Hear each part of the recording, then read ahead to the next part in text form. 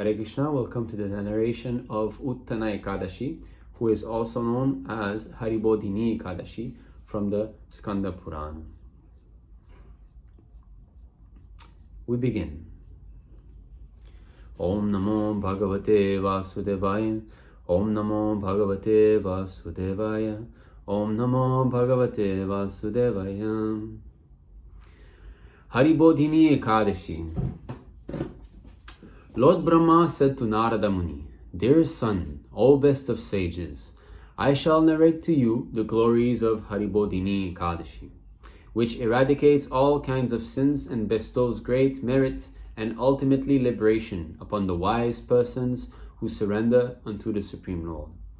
So generally the Ekadashi story are told by Shri Krishna to Maharaj Yudhishthira, and they are mostly found in the Brahmā Vaivarta Purāṇa. But in this case, it is Lord Brahmā speaking to his son, Nārada Muni, from the Skanda Purāṇa, right? We continue.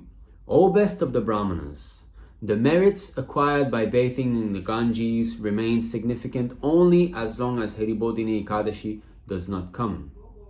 This Ekadashi, which occurs during the light fortnight of the month of Kartika, is much more purifying than a bath in the ocean, at a place of pilgrimage, or in a lake.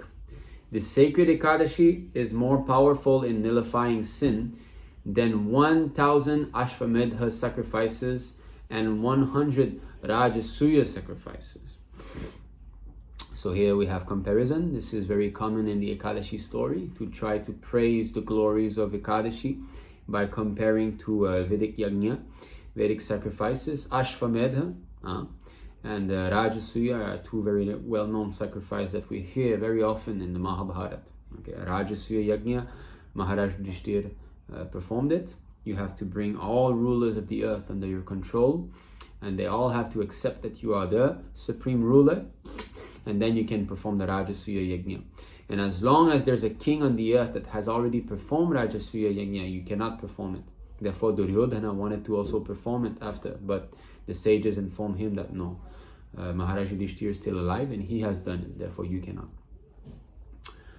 Nārada Muni, the saint among the demigods, inquired, "O father, please describe the relative merits of fasting completely on Ekadashi, eating super without grains or beans, or eating once at midday without grains or beans." Okay, so here Nārada Muni, he's the son of Lord Brahmā. Nārada Muni is not born in Bharatavarsha, he's not Indian. He's actually he's a Siddha. There are different levels of planetary systems in our universe, and the topmost level, the topmost planetary system is called Brahmaloka or Satyaloka, and there is planets in that near Lord Brahma's planet, which are called the Siddha Lokas. So planets of those who are perfected beings, perfected in the sense that they are born with the 8 siddhis, yoga siddhis. So there's 8 form of yoga siddhis that can be achieved, being lighter than air, heavier than mountains, achieving whatever one desires. So Nārada Muni is from there, and he can travel at will, right? He can come to any planetary system without need of airplane or anything else. Don't think that these puffed up scientists now are all in all. Don't think that we come from monkeys. Don't think that there was absolutely nothing before the creation and boom, planets came out and now we're the most advanced civilization. What civilization is this?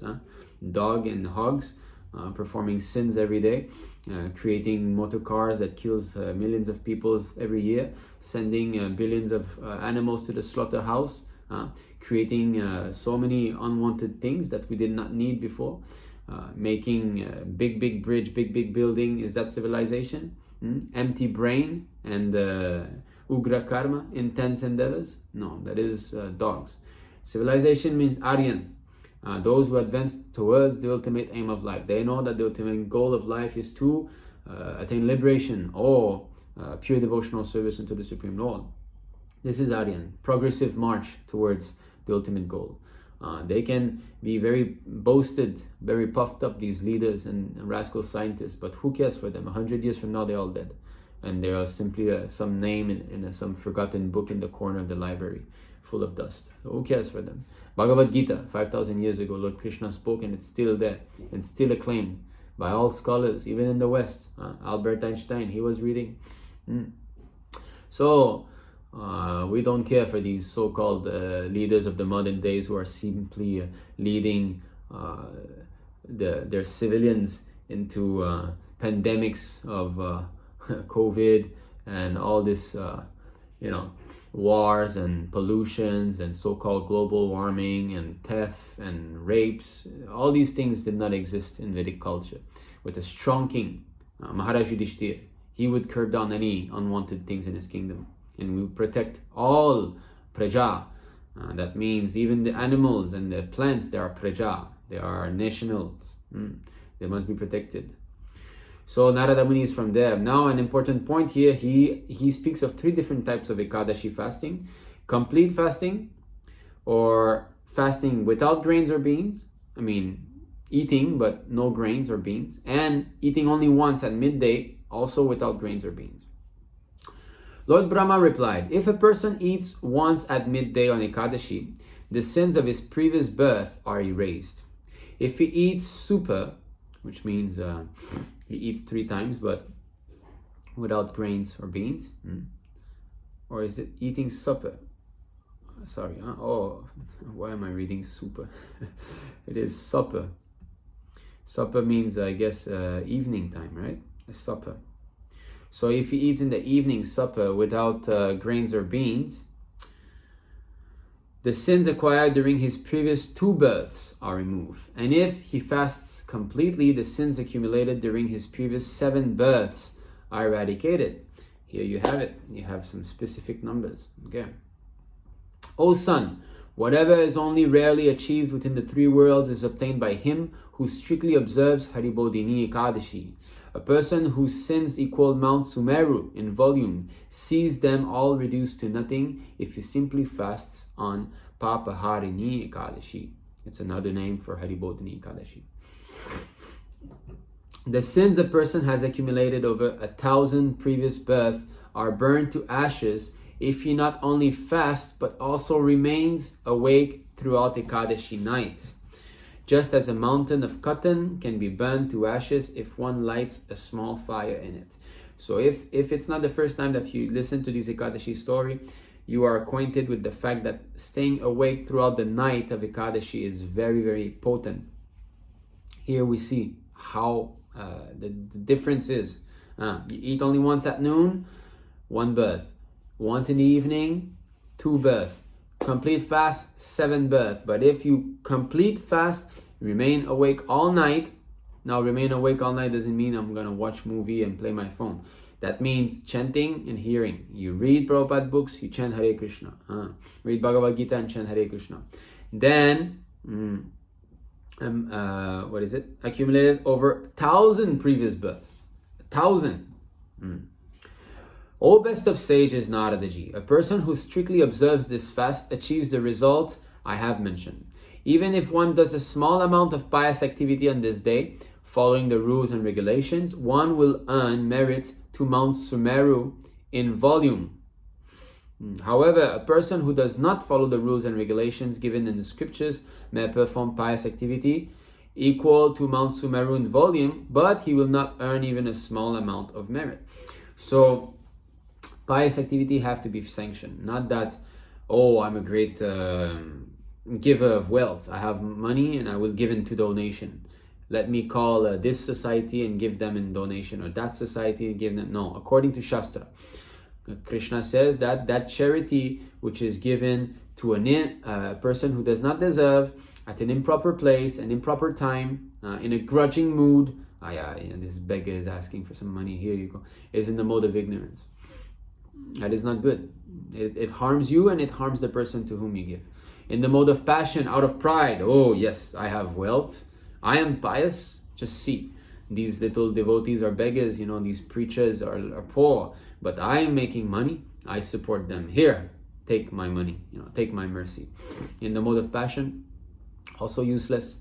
So, out of duty, I must perform pious activity. It is my duty. And not to gain some fame or sense gratification, because I must do. Okay. So the best pious activity is to give in donation to devotees, because the devotees who are fully engaged in the preaching of Krishna consciousness, they know how to use this money properly. And the person who bestows the money, who gives the money, is also benefited. That person, simply by working and getting money, gets also the merit of the activities, the preaching activities that will be performed by the preacher. And that should be done out of duty, without thinking, should I or should I not? I don't want, no, it's my duty. Yes. In our Krishna consciousness movement, in ISKCON, Srila Prabhupada gave the standard. Actually, we follow in the footsteps of Srila Sanatana Goswami, one of the 6 Goswamis who established the pastimes of Lord Krishna in Vrindavan under the order of Sri Chaitanya Mahaprabhu. So he gave 50% of his income to spread this Krishna consciousness movement. He gave 25% of his income to take care of the family needs, and 25% he kept in for him and family in case of emergency.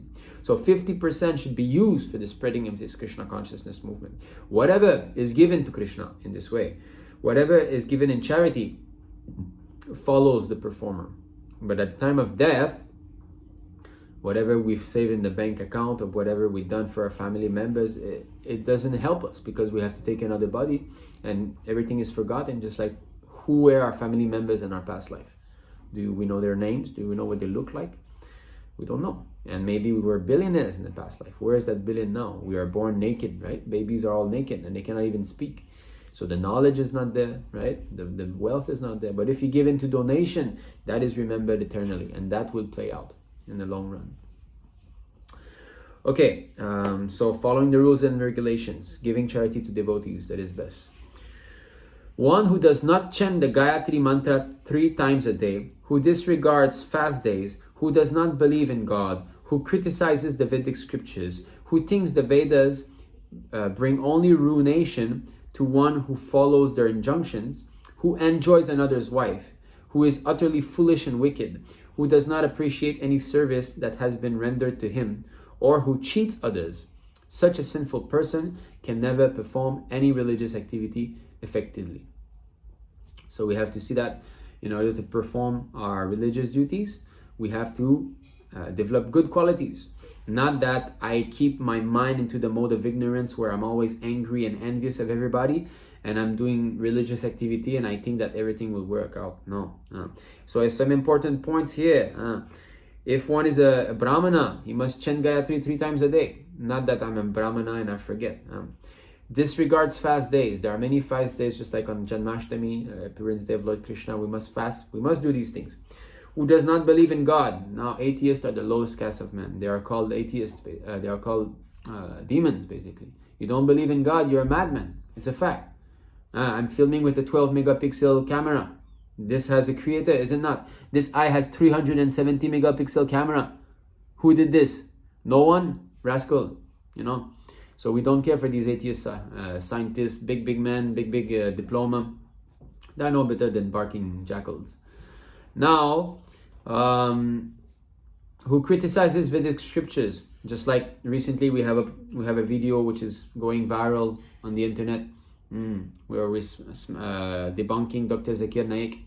So many comments in the comment section, and so much speculation. Oh yes, Vedic sculptures have been interpreted. We can interpret whatever way is good. This is nonsense. Or the Puranas have been written by normal humans. This is also nonsense. You disrespect, you criticize, you are standing nowhere. Who are you? You've been forced to be born into this material world, is it not? Therefore, there's a potency above you. You're under control. You cannot deny this. You deny this, you're a madman. Now you're forced to grow old, is it not? You don't want to? Potency above you. You will be forced to die. Leave your family member, leave your school, your teachers, your friends, your relatives. Potency above you. No, I'm independent. I can speak, right? I give my opinion. Puranas? No. I say, listen to me. I'm writing in this comment section on YouTube. I understand. What do you understand? No one cares for you. Okay, now, who thinks the Vedas bring only ruination to one who follow their injunctions? Sometimes we hear this, these religions, they only cause fighting amongst each other, right? As if fighting doesn't happen outside religions. Every single field of life there's fighting. But when it comes to religion, you see, I have found what I wanted. Now I have an excuse to not worship God. Now I have an excuse to criticize God. Lowest of mankind. Now, who enjoys another's wife, of course, So you cannot perform properly if you're like this. All right. Be he a Brahmana or Shudra, whoever tries to enjoy another man's wife, particularly the wife of a twice-born person, is said to be no better than a dog-eater.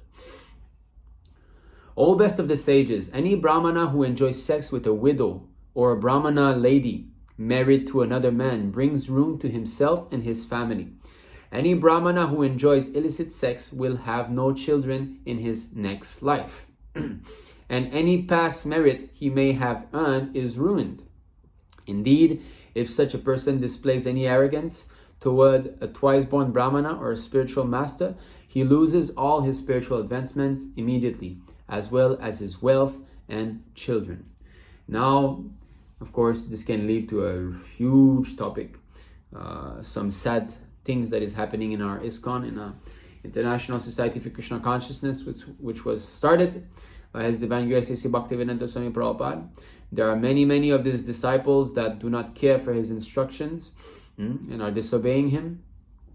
And we can see that they have lost their spiritual advancement. They are practically no better than a neophyte devotee, even though they might be dressed as sannyasi. Everything has to be seen through quality and work, quality of the individual. Brahmana, Kshatriya, Vaishya, Sudra, also quality and work. Who's a devotee? Who's not a devotee? Quality and work. Who's a demon? Quality and work. Any sinful rascal who insults a saintly person soon loses his religiosity, economic development, and sense gratification, and he at last burns in the fire of hell. These are the four field of activities of civilization. Religiosity, so-called civilization who's got no religion is no civilization. It is dog civilization, just like the country I'm living in, China. No religion, only economic development, dog civilization. Second one, economic development, yes, but with the other three. Sense gratification. After all, we live in the material world. If you cut off all sense gratification, people will go mad. They won't be able to be regulated. So sense gratification has to be there, but under regulations. Just like sex life. Who can live without sex life practically in this world? Very rare people. So those who want, you get your bona fide wife and you indulge in sex under rules and regulations, not like cats and dogs. And finally, moksha, liberation. This is what the Aryan race was going through it. This is what India is all about. Only India knows about moksha. There's no other place on earth or so-called religion, whatever you want to say, that speaks of moksha. Now, I'm not speaking of Hinduism. The real term is Varnashram Dharma. The society that lives with the dharmas, the occupational duties, according to Brahmana, Kshatriya, Vaishya, Sudra, Brahmachari, Grihastha, Vanaprastha, Sannyas. There are different dharmas for these. A civilization that has accepted these Varnashram Dharma, Chatur Varnyam Maya Shrishtam, Gunya Karma Vibhagasaha, Krishna says. I created this system according to quality and work of the individual. If one follows this, he's an Aryan and he's progressively advancing to amongst many lifetimes. One day he will attain moksha. Who else knows this? These other religions, they talk of heaven, this, some virgins, some... who knows moksha? No one. Who knows reincarnation? No one. Who knows that the ultimate aim of life is to develop pure love of God? No one. So this moksha even is not there. A sinful rascal who insults a saintly person, he burns in hell. And hell is not eternal, as some older so-called religions say. What is the use of hell if it's eternal? What is the use of punishment if there cannot be rectification? That shows that God is a insane person that throws someone into hell forever and doesn't care, has no heart, simply feeds off the suffering of the person. So if God has got such quality, why should I worship such a God? Hell is not eternal, but it can be stressed as being eternal, because if you're so sinful, you might remain there so long that it feels eternal. Just like you put your hand above fire, right? Try to leave it there 3 seconds. How long you think it's going to feel? So definitely, when the suffering is there, everything feels longer. But no, you can come back. You can get another chance. But what other chance? After how long? According to Shastra, you go to hell, you come back slowly through so many forms of life. you become a fish, many types of fish, many species. You become a plant, you become an insect, a reptile, a bird, and in this way you come, and then 3 gates lead to the human form: lion, mode of passion; cow, mode of goodness; and monkey, mode of ignorance. These 3 animals, in their next birth, they become human beings. So, stressing that hell is eternal to try to scare people off, that's just like scaring a child, so that he listens. No, don't do this. I'll leave you outside, sleep with the cats or something like this. No. Of course, it will never happen. But to scare the child, because the child is less intelligent. Therefore, those less intelligent religion, they must scare people like this. Because they don't have real knowledge, not intelligent enough to understand that we're not this body, we're a spirit soul. Anyone who likes to offend saintly persons, or who does not interrupt someone who is insulting saintly persons, is considered no better than an ass. Such a wicked man sees his dynasty destroyed before his very eyes.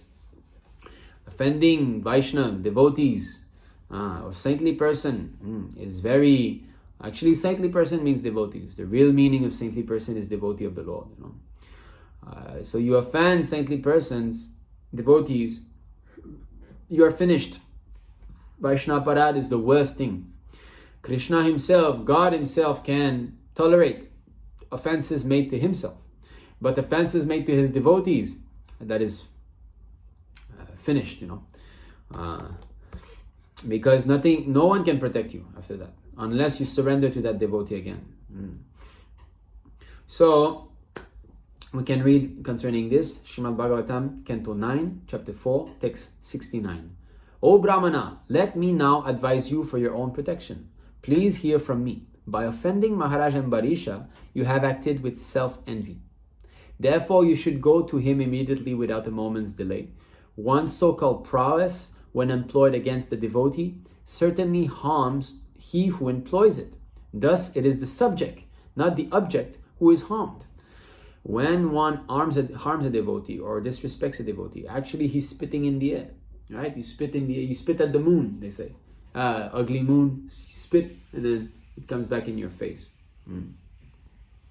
So we have to be very, very careful. Here, Chaitanya Charitamrita, Madhya Lila, chapter 19, text 156. If a devotee commits an offense at the feet of a Vaishnava while cultivating the creeper of devotional service in the material world, his offense is compared to a mad elephant that uproots the creeper and breaks it. In this way, the leaves of the creeper are dried up. So in this particular verse, it refers to a devotee who commits offense against another devotee. So this neophyte devotee who commits offenses, if he does so, his spiritual advancement is blocked, finished, unless he surrenders to that devotee and asks forgiveness and receive his mercy. So therefore, Vaishnava Aparad is dangerous for both devotees and non-devotees. Okay. And if we hear someone who's being insulted, a devotee, and we don't say anything, we go away, we also. Therefore, it is very important that when we see something, when we see a devotee being offended, whether that devotee is still alive or not, whether the offense is committed millions of miles away or not, if we hear of it or see it, we must speak against it. We must preach against it. A person whose character is unclean, who is a rogue or a swindler, or who always finds fault with others, does not achieve a higher destination after death, even if he gives charity generously or performs other pious deeds. Therefore, one should refrain from performing inauspicious acts and perform only pious ones, by which one will acquire merit and avoid suffering. However, the sins of one who, after due consideration, decides to fast on Haribodhini Ekādaśī are erased from 100 previous lives, and whoever fasts and remains awake overnight on this Ekādaśī achieves unlimited merit, and after death goes to the supreme abode of Lord Vishnu. And then thousands of his ancestors, relatives, and descendants also reach that abode. Even if one's forefathers were implicated in many sins and are suffering in hell, they still attain beautifully adorned spiritual bodies and happily go to Vishnu's abode. So just see Let's see the potency of Ekadashi. Please excuse my nose. I'm having some rhinitis. So, here it is said again, if you remain awake all night. Okay, so if one can do this, fast whole day, remain awake all night. It is hard, it is tough, but so much merit. O Nārada, even one who has committed the heinous sin of killing a Brahmana is freed of all stains on his character by fasting on Haribodhini Ekādaśī and remaining awake that night, the merit that cannot be won by bathing in all the places of pilgrimage, performing a horse sacrifice, or giving cows, gold, or fertile land in charity can easily be achieved by fasting on this holy day and remaining awake throughout the night. 2 Ekadashis ago, I believe, there was one Ekadashi that said that if one remained awake all night, chanting and hearing the glories of the Lord, he would deliver 10 generations of his father's family, 10 generations of his mother's family, and 10 generations of his wife's family. So we have done so. We have remained awake all night and chanted Hare Krishna and read Prabhupada books. So it is possible. It is hard. One has to be very strong-minded to manage to do it. Fast whole day and then remain all night. But it's doable. Anyone who observes Haribodhini Ekādaśī is celebrated as highly qualified and makes his dynasty famous. As death is certain, so losing one's wealth is also certain. Knowing this, O best of sages, one should observe a fast on this day so dear to Hari. Shri Haribodhini Ekādaśī. So death is certain. That means losing all his wealth is also certain. It's for sure. Whatever we're making money now, we're gonna lose it. That's 100% sure. So why not try to use it as best we can? If we give donations, that wealth there's something there. If we buy something from the temple, we buy flowers for the temple, we buy some boga for the temple, we help buy new dresses and ornaments for the temple. By the way, we are about to buy new deities, Utsava deities, small deities for abhisheks. We'll need money for that for our temple here. New ornaments, new dress. If you would like to donate, please feel free. That is very much purifying, especially tomorrow on Ekadashi. Okay. All places of pilgrimage in the 3 worlds at once come to reside in the house of a person who fasts on this Ekadashi. These are not poetic statements. We tend to think like that, These are poetic statements. This is not true. It's mundane literature.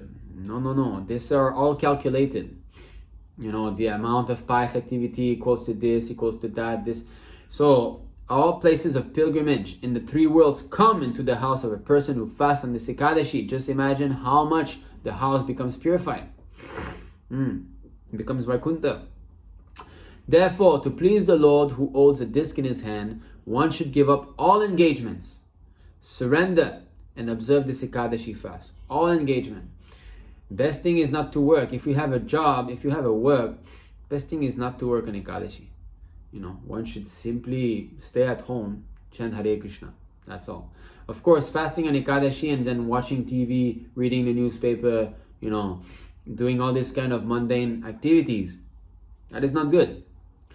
Fasting is to reduce the fat in the body so that we sleep less, boil down the time in the day so that we have more time for our devotional activities. That's the whole point. Okay. So devotional activities have to be stressed. One who fasts on this Haribodhini day is acknowledged as a wise man, a true yogi, an ascetic, and one whose senses are truly under control. He alone enjoys this world properly, and he will certainly achieve liberation. This Ekadashi is very dear to Lord Vishnu, and thus it is the very essence of religiosity. Even one observance of it bestows the topmost reward in all the 3 worlds. O Nārada, whoever fasts on this Ekadashi will definitely not enter a womb again, and thus faithful devotees of the Supreme Personality of Godhead give up all varieties of religion and simply surrender to fasting on this Ekadashi. Yes, Sarva Dharmam Parityaja. Forget all religion. This Hinduism, this Islam, this Christianity. God comes. God is coming and He's telling you, here I am, you surrender to me. Why should I say, no, I've got this family tradition here. I've got this here, I've got this. God is coming, He's asking, surrender. Why not? They say they believe in God, but actually they don't. God is coming and He's asking, why don't you believe? Why put God into a box? No, this is Hinduism. Cover Him, Hindu. What is this? What is this nonsense? God comes, He proves that He's God. He's speaking the highest knowledge. There's no book like Bhagavad Gita. There's no Purana like Srimad Bhagavatam, spotless Purana. There's nothing that comes even close. Why not accept? That is the meaning of Savadharman Parityaja. Stop thinking that this family tradition, here I'm my social, my culture, this is all nonsense. This is all bodily concept of life. So, yes, okay. Surrender. For that great soul who honors this Ekadashi by fasting and remaining awake throughout the night, the Supreme Lord, Sri Govinda, personally terminates the sinful reactions that soul has acquired by the actions of his mind, body, and words. There are 3 types of offenses and sinful activities that we can do in the mind, words, and body. Mind is the least severe, words more severe, and by body even more. If we think of illicit sex within the mind, it is also sinful. And if we speak of illicit sex, it is more. And if we actually indulge with the body, it is the worst. Therefore, even there was Lord Jesus Christ. There was one woman who was about to be lapidated, because she cheated on her husband. She was about to be killed by throwing stones. They do that sometimes also in barbarian countries. So, just cover the woman and kill her by throwing stones. Lord Jesus Christ said, the first one who has never sinned throws the first stone. If you have never sinned in your life, you throw the first stone. So everybody understood that, we're not perfect. And then Lord Jesus Christ said, actually, even if you think of another woman, you're committing adultery on your wife. Just see. So he's speaking about sins in the mind. O son, for anyone who bathes in a place of pilgrimage, gives charity, chants the holy names of the Supreme Lord, undergoes austerities, and performs sacrifices for God on Haribodhini Ekādaśī, the merit thus earned all becomes imperishable. Just see. A devotee who worships Lord Madhava on this day with first-class paraphernalia becomes free from the great sins of 100 lifetimes. We should worship Madhava, the deity. That means first-class paraphernalia. So also giving donation to worship the deity with first-class paraphernalia is also the same. It is linked together. You get the merit. A person who observes this fast and worships Lord Vishnu properly is freed from great danger. So I know many of you has joined my channel recently.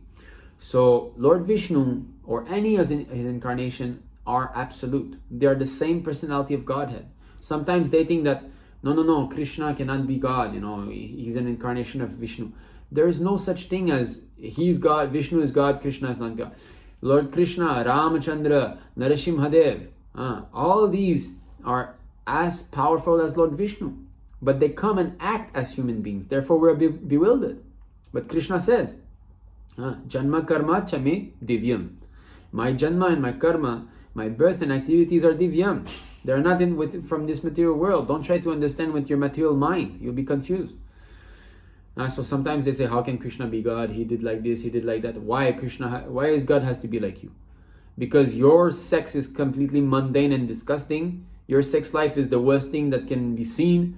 Therefore, Krishna's sex life has to be like yours. Why do you try to bring God to your level? You're fallen. Why God has to be fallen? Therefore, they cannot comprehend. Therefore, in the Vedas, it stresses on impersonal God. Yes, for Vedas, Upanishad, mainly it speaks of impersonal God. Why? Because if you bring the personality in, what will it go to? Sex. Immediately. That's why they're bewildered. How you can say God has sex? Why? Because they know they're wasting their semen, right? They're semen wasters. So as soon as you bring form, oh no, semen waste. I'm a semen waster. God must be. So why should God be a lowly living entity like you are? Therefore, it is said that Angani yasya sakalindriya vrittimanti. All of his limbs can perform the function of every other limbs. He's not restricted. His hand can accept something billions of miles away, immediately. With his hands he can see, he can touch, he can taste, he can walk. He's not limited, but form is there. We continue. This Ekadashi fast pleases Lord Janardana so much that he takes the person who observes it back to his abode. And while going there, the devotee illuminates then 10 universal directions. Whosoever desires beauty and happiness should try to honor Haribodhini Ekādaśī, especially if it falls on Dvadashi. The sins of one's past 100 births, the sins committed during childhood, youth and old age, in all those lifetimes, whether those sins are dry or wet, are nullified by the Supreme Lord Govinda if one fasts on Haribodhini with devotion. So you see, the important point stressed here is devotion. You see, so because there are some people who fast also on Ekadashi. For example, at the hospital, sometimes people cannot eat anything, right? So they are performing Ekadashi, right? But because it's not done with faith and devotion, they do not get the result. But Ekadashi is so purifying that sometimes in some Ekadashi story it says that even those who, out of luck, we can say, they observe Ekadashi, still they get some little merit is there. But definitely faith and devotion are very important. You know? So here it says that it nullifies all the sinful activities of 100 births. So we saw in the beginning it was saying, what is it, 1 birth, right? If one eats once at noon without grains. 2 births if it's in the evening. Then 10 births if it's done without eating anything. But then we come into the real meaning of Ekadashi with devotion. And when one observes with devotion, then it nullifies hundreds of births, right? And plus, if he stays awake all night, okay. So the whole point is sincerity of devotion, the desire to attain the lotus feet of Lord Shri Krishna. That should be the desire, you know. Because bhakti is over mukti. That is another misunderstanding. Many people who follow, so-called followers of Sanatana Dharma, they think that, yes, Krishna worship is nice, but then above Krishna is Brahman. So there is Saguna Brahman and Nirguna Brahman. So Nirguna Brahman, there's no quality, it is all light. But Saguna Brahman, it is manifested in variety. And Krishna is part of that Saguna Brahman. That is all nonsense. Krishna says, Janma Karma Chame Divyam, it is Divyam, it is beyond the stream mode of material nature. And he says that in Bhagavad Gita 10:8, Aham Sarvasya Prabhava, everything emanates from me. So Krishna's body and Krishna himself are not different. It is not like us. We are forced to accept this body. And this body is not us. It grows old, yet we still want to remain young and run and swim. Krishna is not like that. When he was in the battlefield of Kurukshetra, although he was a great grandfather, he still appeared as a 20-year-old youth. Now show me which person can do like this. So it is a great offense to think that Lord Krishna is a mundane personality in the mode of goodness only. No. He is beyond. So higher than the impersonal God is the personal God. We do not deny there is such thing as impersonal God. That is the conception of God devoid of any form and activities. So God is understood in 3 features. Brahman, Paramatman, Bhagavan. So Brahman is the beginning of understanding. And as I was saying, because if you bring in the form, the rascal people will think, well, I'm fallen like this, so therefore God must be fallen like me. No. You see. So here it is said, we have this in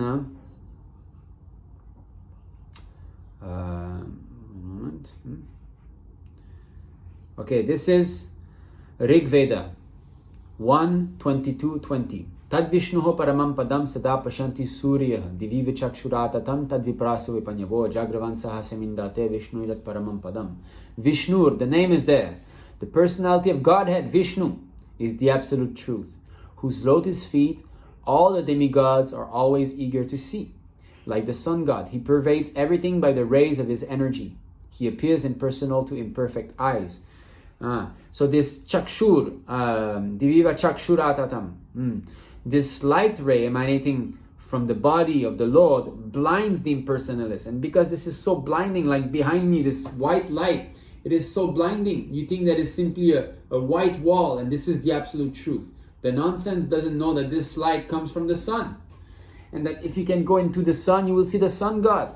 Now, you don't believe in the sun god or the moon god or the wind god. You want to remain buck-headed within your material scientists who are fully under control and think that they know. What do they know? This Stephen Hawking, this handicapped man who is supposed to be so intelligent. He was the most controlled person I've ever seen. I've never seen someone like him, that you cannot move your entire body. You cannot even, chew properly. You can only move your little electric chair, and you're saying there's no controller. You are the most controlled person on the planet practically, and you're saying there's no controller. And he's been trying to prove this all the way to the supreme control. Death took away absolutely everything he's done in his lifetime. Such rascal atheist scientists must die, and everything will be taken away from them. All their mental speculation, whatever books they have written, will be snatched away at the time of death. Because Krishna says, I am death. So you want to accept Krishna directly or indirectly, it doesn't matter, but you must accept Krishna. You don't want to accept Krishna like a cool-headed, nice, pious devotee, then you must accept when he will come and take away absolutely everything that you cherish at the time of death. But that is not a nice way to understand the Lord, to realize God. Realize God as death is not nice. We should realize God as the sweet form of Lord Govinda. Prashna Upanishad 6.3, Saiksham Chakre. He glanced over the material creation. So glance means there's eyes. And since material elements did not exist, our eyes are made of what? Earth, water, fire, air, ether, or in modern language, the scientists, they would say, carbon, so many things, right? So he glanced. Why use the word glance? Iksham Chakre, right? Again, Aitreya Upanishad 1.1.1, Sa Aikshata. He glanced over the material creation. And Svetashvatara Upanishad 3.19, the Supreme Lord has no material hands and feet, but accepts whatever is offered to him and moves very quickly. The Supreme Person has no material ears and eyes, but sees and hears everything. He's the knower of everything, and he's all that is to be known. It is said that he's the best and the greatest of all persons. So, he has no hand, but still he can accept. So accepting means I'm here, you're there, you're offering to me. How can you accept to light? Can you offer a cup of water to light? Can you offer a flower to light? Nice prasadam, can you offer to light? You try to throw your plate in the sky, see what happens. When we speak of offering, it is to a person. There must be a consciousness there and a consciousness here. And the person must be localized so that I can offer to him. Otherwise, what's the meaning of offering? There's no meaning of offering. Of course, the Lord is all pervading. He's also in the mind, So you can simply offer, you cook some nice boga offering and you offer within the mind. The Lord will eat because his mouth is all pervading. But it's not that he's not eating. He is eating. But his eating and your eating is not the same. Just like Krishna's hand. When he came here, same size. But little left finger, he lives Govardhan Hill. Oh, I think there's a difference there. Right? Angani yasya sakalendriya vrittimanti pasyanti panti kalayanti chiram gachaganti ananda chinmaya sadujvala vigrahasya govindamadi purusham tamaham bhajami. Brahmā Samhita 5.32. I worship Govinda, the primeval Lord, whose transcendental form is full of bliss, truth, substantiality, and is thus full of the most dazzling splendor. His form is full of what? Bliss, truth, substantiality. What is our form made of? Stool, mucus, urine, blood, bones, vile airs. Is it? Why equate Krishna's body with our body?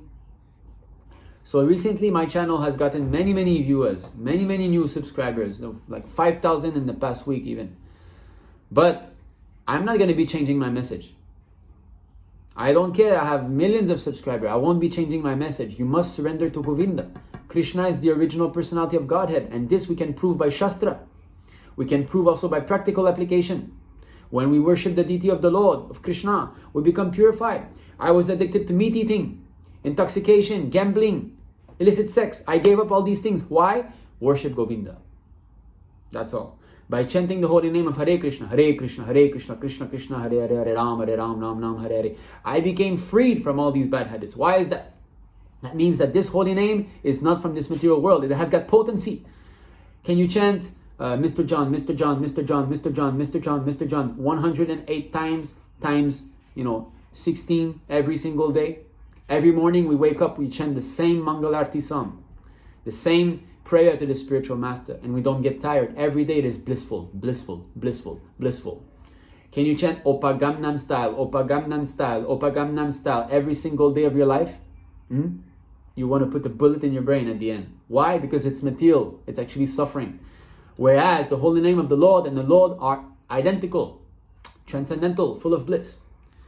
Then each limbs of that transcendental figure possesses in himself the full-fledged functions of all the organs, and eternally sees, maintains, and manifests in infinite universes, both spiritual and mundane. That is God. Although he's a person, although he has a form, don't think his form is like us. Not at all. Okay, so there are many verses on this. Srimad Bhagavatam 1-11. Learned transcendentalists who know the absolute truth call this non-dual substance Brahman, Paramatma, Bhagavan. Brahman is like this. It is light. Absolutely everything in existence rests in this Brahman. That is the impersonal feature of God. But it is not unconscious. It is fully conscious. It is the rays emanating from the Lord. But mundane lights is not conscious. Mundane light might be all pervading within a room, but it is not conscious.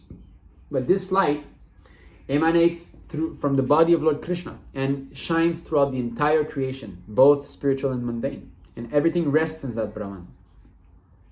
But it is a very vague understanding of God. Paramatma, localized within the heart, you can understand. He's the direction giver, intelligence giver, remembrance giver, forgetfulness giver. And he directs. He's there in the atom also. Everything holds together. Higgs boson, the God particle they're trying to find. Why do we have mass? If I'm made of atom, why is all the atom forming a head? Why is it all nicely packed together? What is that holding glue? Krishna says, I am within the atom. What is that? Antastara paramanu chayantarastam. So he's within all the atoms. And because of this, 7.7 Bhagavad Gita, I'm the supreme, there's no true superior to me. Everything rests upon me as pearls are strung on a thread.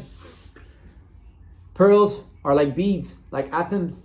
If you remove the thread, it falls apart. These atoms, if Krishna was not inside, I will look like a cloud, dispersed. But no, it is together. Krishna is the holding force. So is he for the planets. Why the planets don't sped away from their orbit. Kala Chakra. This Kala Chakra is Krishna. Ishopanishad, Mantra 15. Hiranmayena patrena satyasyapi hitam mukham tadvam pushan napavrinu satya dharmaya drishtaye. O my Lord, sustainer of all that lives, your real face is covered by your dazzling effulgence. Kindly remove that covering and exhibit yourself to your pure devotee. Yes, Vedas speak of an impersonal God, but that's because we are not ready to approach the personal God. Therefore, so much stress is there on the impersonal feature. Because if you start to speak about personal Krishna, so much nonsense. In my comment section of that Zakir Naik video, so much nonsense is there. Why Krishna did this? Why Krishna did that? Why Krishna lifted Govardhan Hill? Can you do that? Then why do you compare yourself to Krishna? When Krishna married 16,108 queens or 16,000 queens, he expanded 16,000 times. 16,000 different Krishnas were there. Did Prophet Muhammad do that? Did Lord Jesus Christ do that? Did anybody else do this? Now you believe or don't believe, doesn't matter. God is not going to come within the control of your puny tiny pig intelligence. No. God is God, whether you accept or not. God will continue being God and you continue dying. That is the conclusion. So, the intelligent person who's an impersonalist rascal He will play like that, that I'm an impersonalist rascal. I think I'm God because my intelligence has been stolen by illusion. Although I have a toothache, although I have to go to work 5 to 9, although I'm being slapped by my wife at night, I'm God. I'm a being slapped God. Impersonal God. Why? Because we're envious of Krishna. God has no head. God has no eyes, no hands, no legs. What does that mean? You're lame. You're blind. You're mute. You're dumb. That's what it means. You're insulting God, basically. You have no head, no head. I can move. I can enjoy. I can have nice food. I can walk. I can have nice interactions with others. But God cannot. Don't dare. I'm God, not you. Because Krishna comes in the picture, then who are you? What is the meaning of your beauty? Rukmini Devi said, what is this bag of stool and urine with a mustache? Why should I be attracted to this? This is what we are. But no, I'm handsome. I'm handsome. What handsome? Let me cut open that body and see what's inside. Krishna, Satchidananda Vigraha, Anadi Radhir Govinda, Sarvakarana Karanam. He is the Supreme Lord, and His body is transcendental, not stinky like ours. So you want to leave my channel? You want to disubscribe? Be my guest. Bye-bye. I don't want you. I want sincere followers of Varnashram Dharma or Sanatana Dharma, Krishna consciousness. These I want. I want such followers. I don't care about this mundane name and fame. You want to come? You want to speculate on my channel? Write so many nonsense in the comment sections? I don't want you. And if you are there listening to this, I hope your heart is being pierced with sharp arrows so that you will leave. This is an association of pure devotee, not mundane people.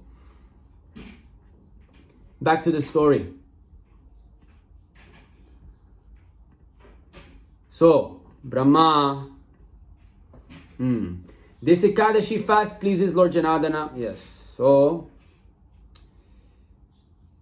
So it nullifies all the sins. Haribodhini Ekādaśī is the best Ekadashi. Nothing is unobtainable or rare in this world for one who fasts on this day. For it gives food grains, great wealth, and high merit, as well as eradication of all sin, the terrible obstacle to liberation. Fasting on this Ekadashi is 1,000 times better than giving charity on the day of the solar or lunar eclipse. According to astrological calculation, there are auspicious times and times that are very congenial for giving charity. This Ekadashi beats them all. Again, I say to you, O Nārada Ji, whatever merit is earned by one who bathes in the place of pilgrimage, performs sacrifices, and studies the Vedas is only 1/10 million the merit earned by a person who fasts but one on Haribodhini Ekādaśī. But fasts but once, I think, is a typo. So the point here is that pleasing Lord Krishna by faithfully following Ekadashi completely smashed to pieces all this Karma Kanda section of the Vedas. This is another nonsense in my comment section. 4 Vedas is the highest, higher than Upanishad, higher than Puranas, higher than Srimad Bhagavatam. Do you even know what the 4 Vedas deal with? You claim to be Hindus or Sanatinis or whatever. Do you even know what the 4 Vedas deal with? Mainly with Karma Kanda activity. What is this Karma Kanda? I perform this fire sacrifice, I get pious merit, I go to heaven. And then what happens? You come back down here again. You have no knowledge of who you are. So those who are addicted to this Karma Kanda section of the Vedas have got no understanding at all of the Vedas. Vedas cha sarvair ahameva vidyo. Krishna says, I am to be known throughout all the Vedas. All the Vedas simply aim at Krishna. But some rascals people cannot take it directly. Therefore, yes, okay, you do this Karma Kanda, you do this, but you put Vishnu there.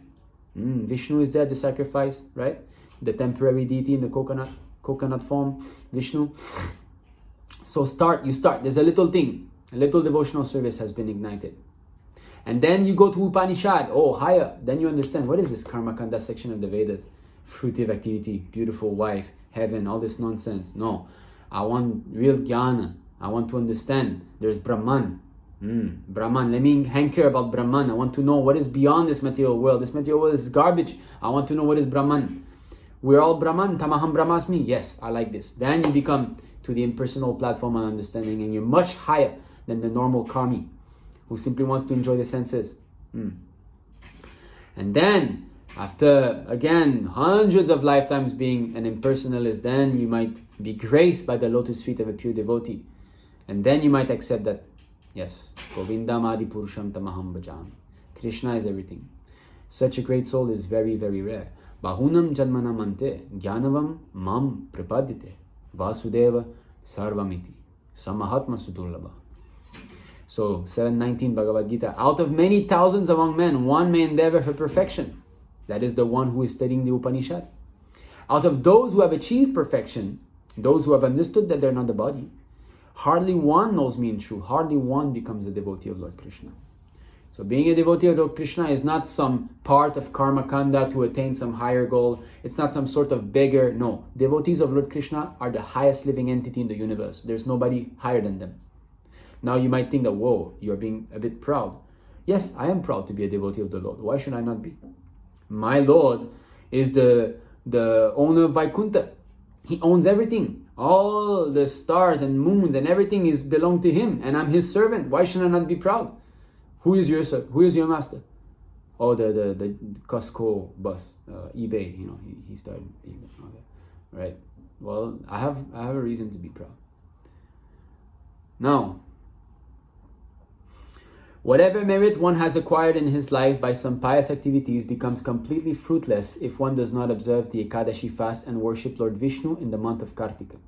Therefore, you should always worship the Supreme Lord Janardana and render service to Him. Thus, you will attain the desired goal, the highest perfection. Why shall I not listen to Lord Brahmā? He created this universe, is it not? So I accept this. Why should I listen to some mundane speculators? This Hindu, that Hindu, I'm proud to be Hindu. I'm sorry, this is all mental speculation. This I'm proud to be Hindu thing, that is that's also a bodily concept. There's, first of all, the word Hindu doesn't exist in Shastra. Hindu was given by the Arabs, foreign invaders. There's a river in Pakistan called the Indus River. This Indus River is Sindhu River in Sanskrit. S cannot be pronounced by Muslims. So Hindu it became. So it's a geographical location. And you're proud to call yourself a Hindu. Just see. And this word Indian was given by the British. It means some uneducated tribe person. I'm Indian. Okay. Please, try to get out of this bodily concept of life.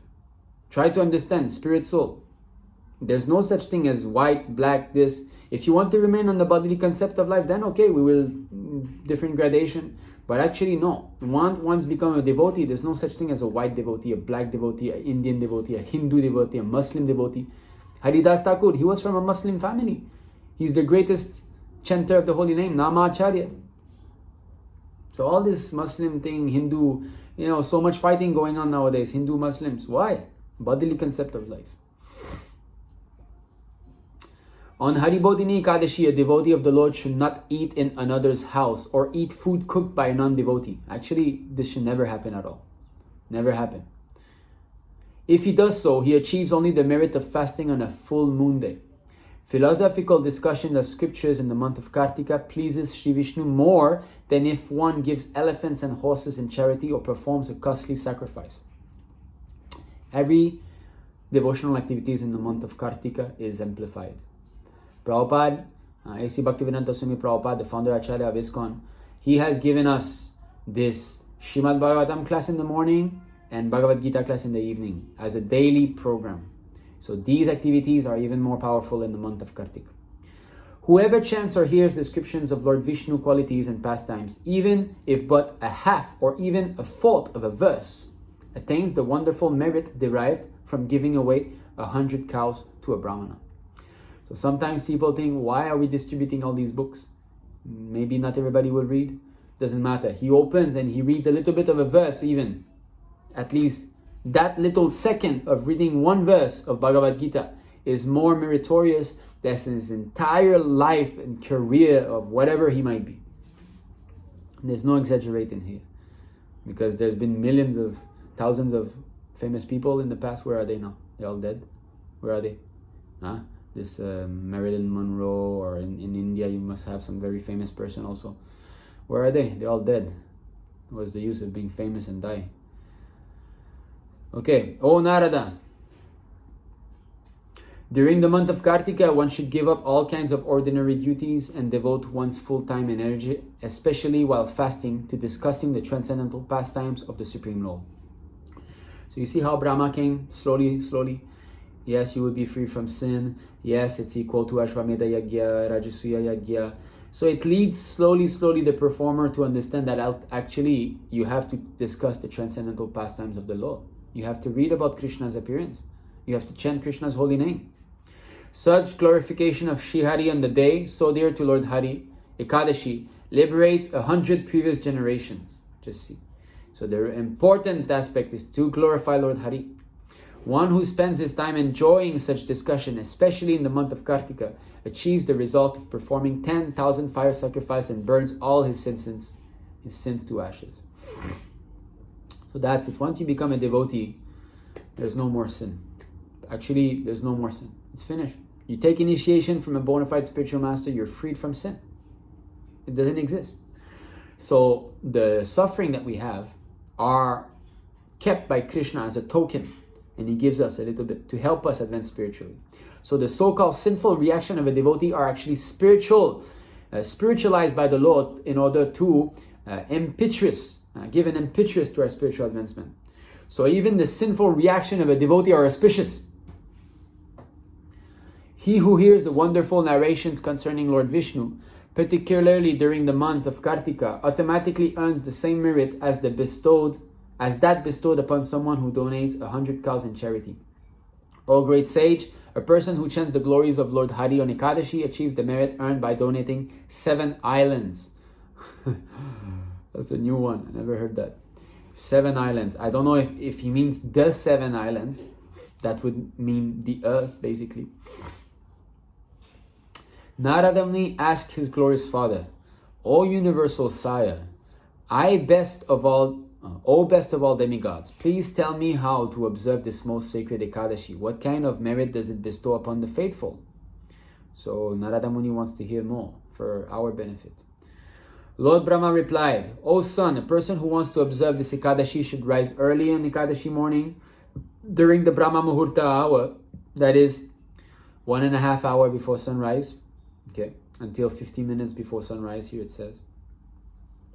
He should then clean his teeth and bathe in a lake, river, pond, or well, or in his own home, as the situation warrants. After worshipping Lord Shri Keshava, he should listen carefully to the sacred descriptions of the Lord. He should pray to the Lord thus, O Lord Keshava, I shall fast on this day, which is so dear to you, and tomorrow I shall honor your sacred prasadam. O Lord aside Lord, O infallible one, you are my only shelter. Kindly protect me. In the temple established by Srila Prabhupada, we follow all this. We wake up, we bathe, we chant Hare Krishna, we attend Mangalarti, we discuss Srimad Bhagavatam. Everything is included. Having spoken this solemn prayer before the Lord with great love and devotion, one should fast cheerfully. O Narada, whoever remains awake all night on this Ekadashi, singing beautiful songs glorifying the Lord, dancing in ecstasy, playing delightful instrumental music for his transcendental pleasure, and reciting the pastimes of Lord Krishna as records in bona fide Vedic literature, such a person will most assuredly reside far beyond the 3 worlds in the eternal spiritual realm of God. There you have it. You fast completely, you stay awake all night with faith and devotion whole day and night, chant Hare Krishna and read about Krishna, and chant his bhajan. Authorized bhajan, that means from the acharyas. We have got a songbook, acharya songbook, sing those bhajan. You want to go back to Krishna, you do this, you go back to Krishna. Here you have it. Now who will do? Who will believe? That's up to us. Yes, I will do, I will believe. This determination must be there. On Haribodhini Ekādaśī, one should worship Shri Krishna with camphor, fruits, and aromatic flowers, especially the yellow agaru flower. One should not absorb oneself in making money on this important day. Forget about working on Ekadashi. In other words, greed should be exchanged for charity. This is the process for turning loss into unlimited merit. Greed should be exchanged for charity. Instead of thinking of making money, give money. Give to the temple. One should offer many kinds of fruits to the Lord and bathe him with water from a conch shell. That we do every morning. We do Abhishek, wash the Lord. Each of these devotional practices, when performed on Haribodhini Ekādaśī, is 10 million times more beneficial than bathing in all the places of pilgrimage and giving all forms of charity. Even Lord Indra joins his palm and offers his obeisances to a devotee who worships Lord Janardana with first-class Agastya flowers on this day. The Supreme Lord Hari is very pleased when he is decorated with nice Agastya flowers. O Narada, I give liberation to one who devotedly worships Lord Krishna on this Ekadashi in the month of Kartika with leaves of the bel tree. And for one who worships Lord Janardana with fresh tulasi leaves and fragrant flowers during this month, O son, I personally burn to ashes all the sins he has committed for 10,000 births. Now here Lord Indra says that he delivers someone and he burns away the sins. So that is in his function as a pure devotee of the Lord, and not in his function as the creator of the universe, Brahmā. The post of Brahmā can be added by the most pious living entity in the universe. But his position as a pure devotee of the Lord is much higher than his creating this universe. And by bestowing his mercy upon the devotee, certainly the devotee will advance spiritually. One who merely sees Tulasi Maharani, touches her, meditates on her, narrates her history, offers obeisances to her, prays to her for her grace, plants her, worships her, or waters her, lives in the abode of Lord Hari eternally. This we do in the temple. Everybody has got Tulasi Maharani, and we must worship every morning. There's Tulasi Puja. It's very important. And I believe this Ekadashi is the Tulasi and the Shilagram wedding also, if I'm not wrong.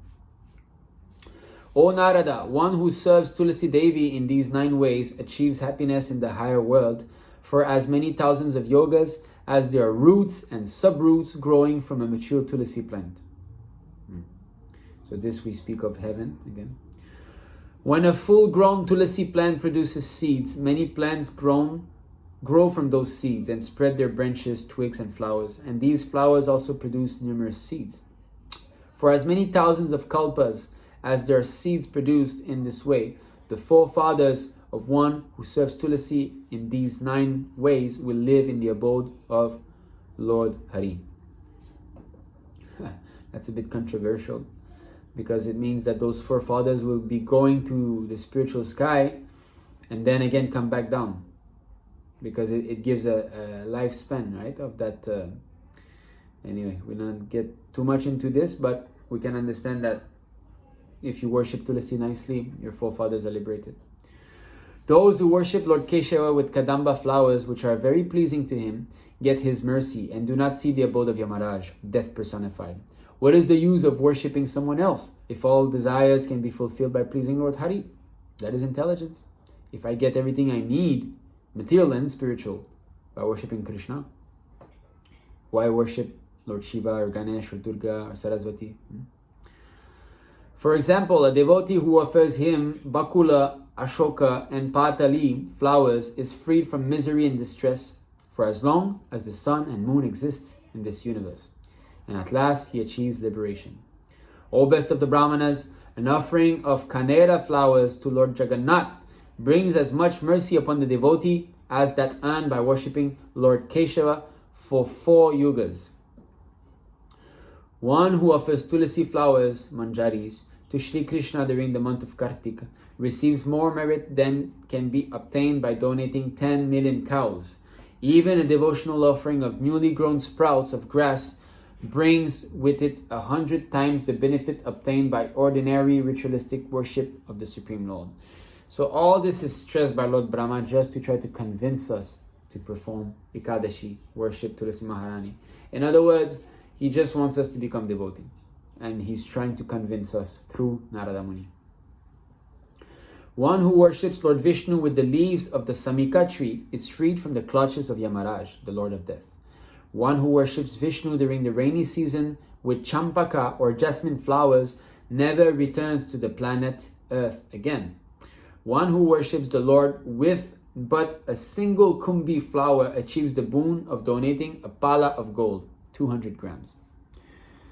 If a devotee offers a single yellow flower of the ketaki, or wood apple tree, to Lord Vishnu, who rides on Garuda, he is freed from the sins of 10 million births. Furthermore, one who offers Lord Jagannath flowers and also 100 leaves anointed with red and yellow sandalwood paste will certainly come to reside in Shweta-dvip, far beyond the coverings of this material creation. So here we have so many different types of flowers, maybe that you might know in India. So Lord Brahma is speaking all these things. So Krishna must abide by the words of his pure devotee cannot be wrong. So we must have faith. O greatest of Brahmanas, Sri Narada, after thus worshipping Lord Keshava, the bestower of all material and spiritual happiness, on Haribodhini Ekādaśī, one should rise early the next day, bathe in the river, chant japa of Krishna's holy name, and render loving devotional service to the Lord at home, to the best of one's ability. To break the fast, the devotee should first offer some prasadam to Brahmanas, and only then, with their permission, eat some grains. Thereafter, to please the Supreme Lord, the devotee should worship his spiritual master, the purest of the Lord's devotees. Purest, that means Mahabhagavata, highest. Kanishta Adhikari and Madhyama Adhikari should never take the post of Diksha Guru, only Mahabhagavata. Purest of the Lord's devotees, and offer him sumptuous food, nice clothes, gold, and cows, according to the devotee's means. This will certainly please the Supreme Lord, the holder of the disc. Next, the devotee should donate a cow to a Brahmana, and if the devotee has neglected some rules and regulations of spiritual life, he should confess them before Brahmana, devotees of the Lord. Then the devotee should offer them some dakshina, money. O king, those who have eaten supper on Ekadashi should feed the Brahmana the next day. That is very pleasing to the Supreme Personality of Godhead. So, the whole point is to perform devotional service with as much faith and devotion as possible. And revealing one's mind, that is a very interesting fact here, because revealing one's mind to a devotee is very potent. If one commits offense within the mind and he reveals them to a devotee, surely that devotee will be pleased upon him for speaking out, and he will forgive his offense. You see?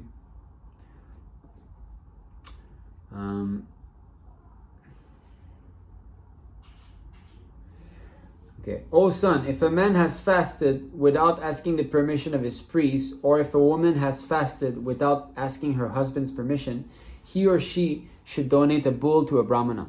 Honey and yogurt are also proper gifts for a Brahmana. Someone who has fasted from ghee should donate milk. One who has fasted from grains should donate rice. One who has slept on the floor should donate a bedstead with a quilt. One who has eaten on a leaf plate should donate a pot of ghee. And one who has remained silent should donate a bell. One who has fasted from sesame should give gold in charity and feed a Brahmana couple with sumptuous food.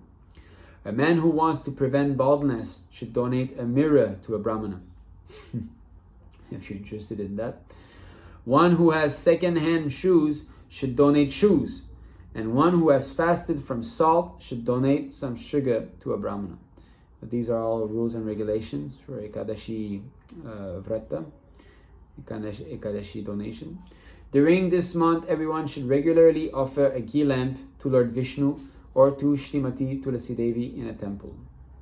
An Ekadashi fast is complete when one offers a qualified Brahmana a gold or copper pot filled with ghee and ghee wicks, along with 8 water pots containing some gold and covered by cloths. One who cannot afford these gifts should at least offer a Brahmana some sweet words.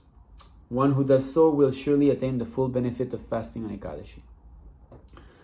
After offering his obeisances and begging permission, the devotee should eat his meal.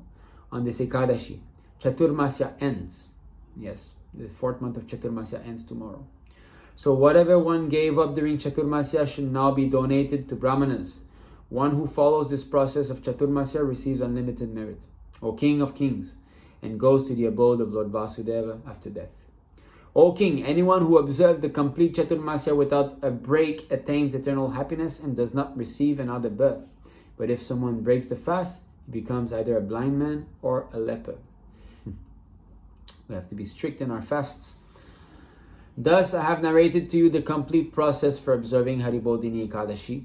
Someone who reads or hears about this achieves the merit earned by donating cows to a qualified Brahmana.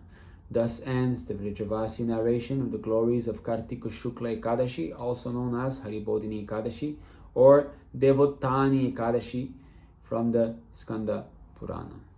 So we hope you have enjoyed this Ekādaśī story as much as we did. So we pray that you will perform this Ekādaśī the best of your ability.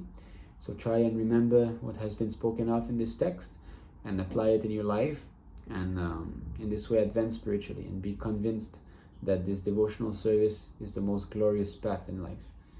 Everything will end one day except this. We pick up from where we left in our past life.